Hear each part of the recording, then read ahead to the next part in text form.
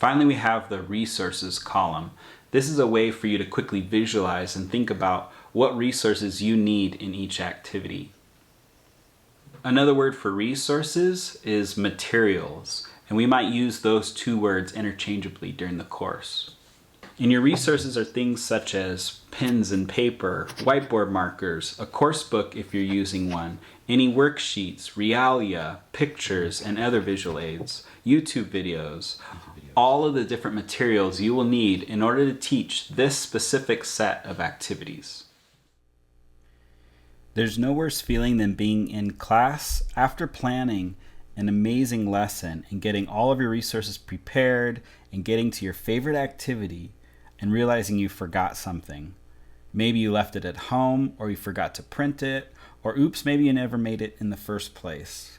So this is a place for you to think about, what do I need to go and find before my lesson? What do I need to buy or print or create? What do I need in order to teach this lesson? And it can also be a helpful place to note what you need to write or draw on your whiteboard. Now, not every activity needs resources, but wherever you have an activity in your lesson that does require some kind of resource, make sure you add a note in the resources column. Make sure you are specific while naming your resources.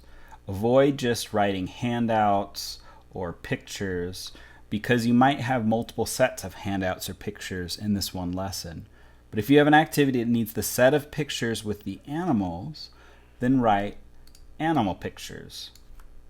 If you're using a specific photo from a course book, then you can be really specific with that too, such as the elephant picture on page 25. Be specific about what resources are needed in order to avoid confusion.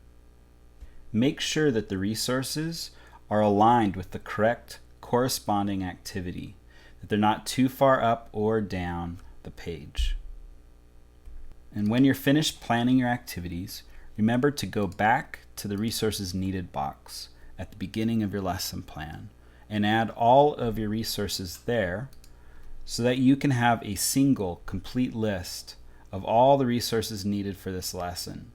This will also help you when you're making sure that you've got everything you need to teach this lesson.